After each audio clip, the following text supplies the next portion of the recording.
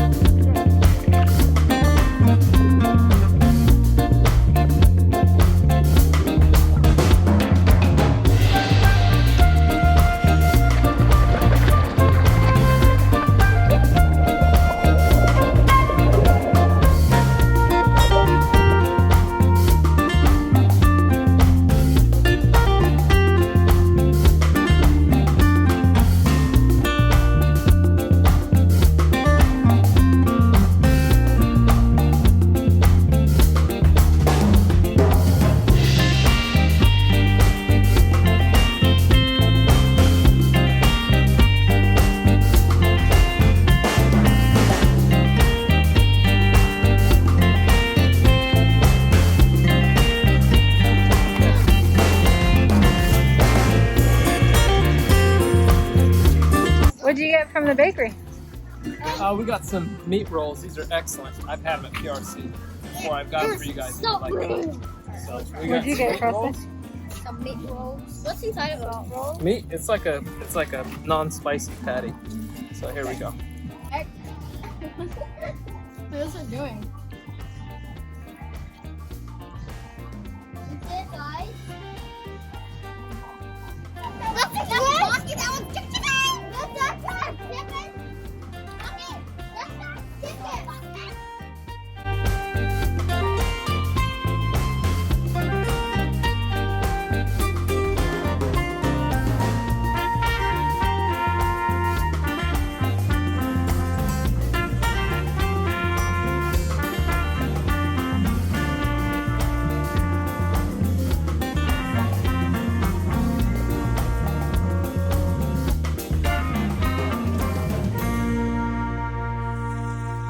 So day 2, the water was so calm. Day 1, we figured we'd take the paddleboards out because we haven't been able to. I think we've only taken them out once so far. So we figured it'd be a perfect day to take the paddleboards out because the little spot we found at Port St. Charles. Port St. Charles Yacht Club. with the boats and everything, the kids loved snorkeling the day before. So we said we're going to head right back out to that same spot because the water was so calm. We'll get the paddleboard out. And as we're passing by Mullins Bay on the coastal highway, I glanced over and saw the huge waves. And I said, Dee, did you see that? And the waves were nowhere near what they were the day before. The sea was stirred up. And here's the thing, a lot of times when you look at the ocean, even when it appears calm, it really hits with some power. And that day, like having come from the Pacific, we've been around big waves. We've been around, I've gone out and rode some of the bigger waves, not big waves, I wouldn't say big waves, but good, decent sized waves that look good size compared to what you would have even seen on this particular day. It wasn't the size of the waves in terms of the height of the waves, it was how power they were pushing with. And you can sense that just driving by. You could just see it. You see it. Yeah. And you heard it. Like You the went, "Whoa, explosion that's of the different." waves and how far up they were Yeah. pushing.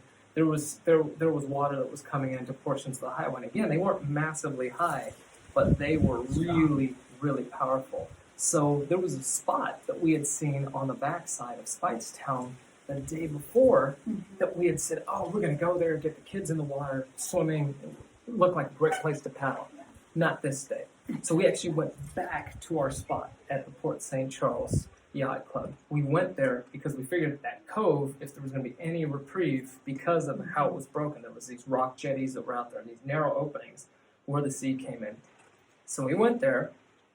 Even there, the water had a lot of power. We could see the breaks far out. So we stood maybe just getting our ankles slightly wet with a little bit of the push of the waves for probably a good 20, 25 minutes. We observed a lot of the locals going into the water, getting into the water, and saw what the waves were doing. So that day was not a day, the paddleboard never came out. Right. Nobody was paddling.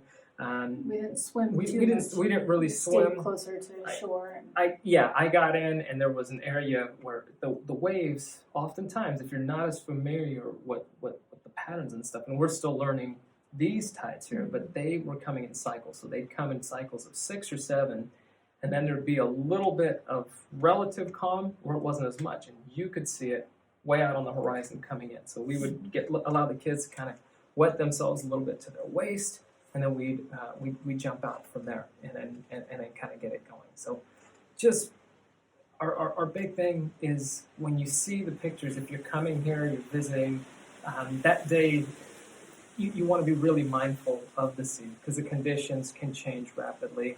Sadly, that day when we were passing back through Speightstown, there was a young man from the island here that lost his life that day. He was getting out of the sea, his friends were with him, and there was a big wave that came and pulled him right back under. He was never seen again. Still haven't found his body. We got home, found out there was a British national that had just moved here, I think. I think he had just moved here as well. He was told by locals, don't go in the water in Holetown. He jumped in anyway, and he never surfaced. His body washed up 2 days later. So just heed the warnings. Check in with locals when you see people. And if they're telling you, hey, you might want to be mindful, take heed of that. Take heed of that. The sea is not going anywhere. And that's a big part of the way that we've been adjusting here. And some days you go and you're just going to stand and you're going to look at the water. You might wet your feet, and that's all you're doing. And then there's going to be days where you get to go in, swim, and it's calm, and you're good. And even those days when it's calm, you still have to be mindful because the waves might not look big, but there can be a current that they're pushing with that's powerful. I mean, that day, rocks were moving. Big pieces of coral rock like this were just getting thrown. You were just seeing them getting launched, and they weren't big waves. Well, and Kira, she stayed out of the water for the most part because she was in the water, a rock hit her foot, cut it slightly. And she said, I'm not getting back in there. She didn't even wet her feet. She just stayed up on she was like, "No, shore. thank you." And you could see the rocks that were moving. Yeah. I actually got past where the waves were breaking because what was happening is they push you out a little bit and then they push you back in. And I watched, there was a series of locals that were doing that, but the rocks weren't hitting me there. But when the waves would come up, the tide swelled quite significantly. Yeah. So just be safe. Enjoy and be safe. Where are we going now? We are heading up north. We actually went to this beach yesterday. It's basically the Port St. Charles Yacht Club that we're going to. We're not going to an actual club, but there's a little beach that's right there. Very, very calm waters, easy parking, good place to maybe get out for a paddle. I saw 3 turtles there yesterday, which was really amazing. Just out on a short snorkel across the bay. So I'm gonna go paddle, have a swim. Kids were learning how to snorkel. We're gonna do a lot more work on learning how to do breathing with our snorkel masks on. And there you go.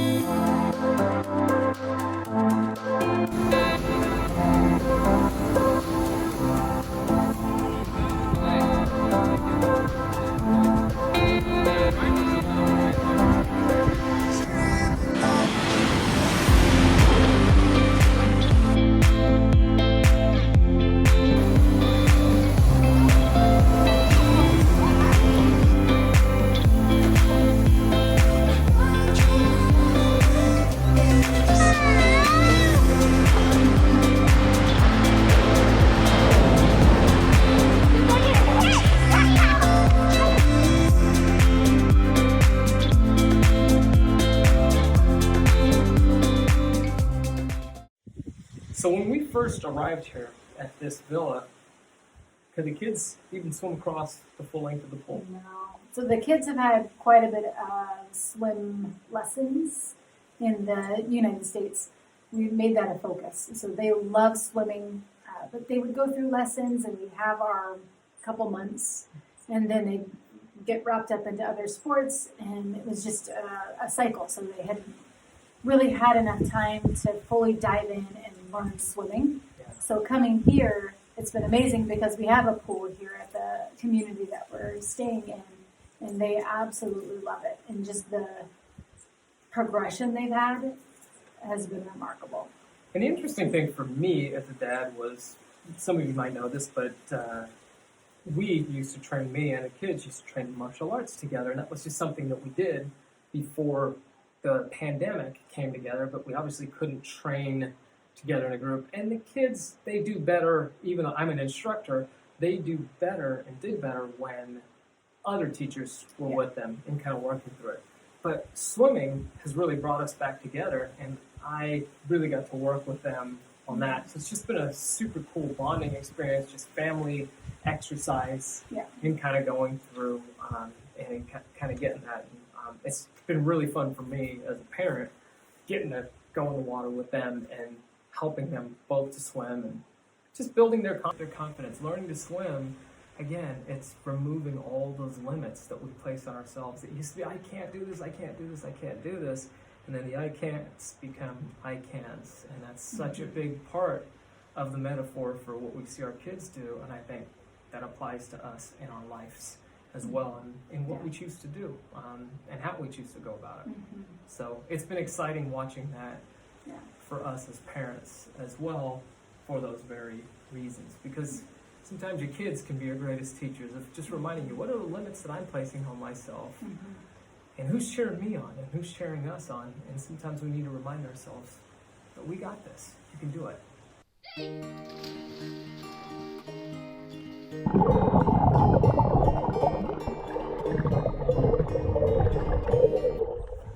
All right, so Preston grabbed the camera. He was FaceTiming his Uncle Derek, my brother, and, well, what was that like? Because I was actually working that day.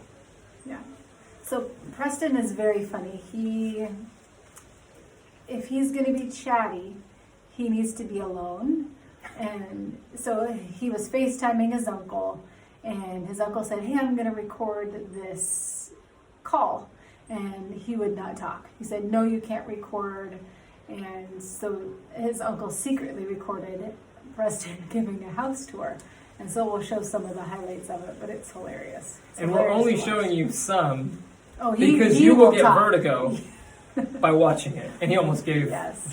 Uncle Derek, some vertigo in watching this. So Yeah. that being said, we've pulled out some of the fun parts. We've warned you. in there. So yeah, you will Watch see with it's a caution. split screen, but the commentary is hilarious. I hope you He's enjoy it. pretty funny. And he I won't record. It's okay. Front door. Okay. Show me outside. Show me what outside looks like. Okay, so we have gates. Mhm. Here's the big gate. You see the big gate? Yeah, I see it. That's like it's enclosed. Yep. Okay, we have a pool too. I'm gonna take this way because I don't like stepping on these rocks. It really hurts. Okay. So you just walk out, and here's Don't drop the phone in the pool. and we have a lizard. We have a lizard in our pool. Mm-hmm. And be careful with these trees. You see the caterpillars up there? Yeah.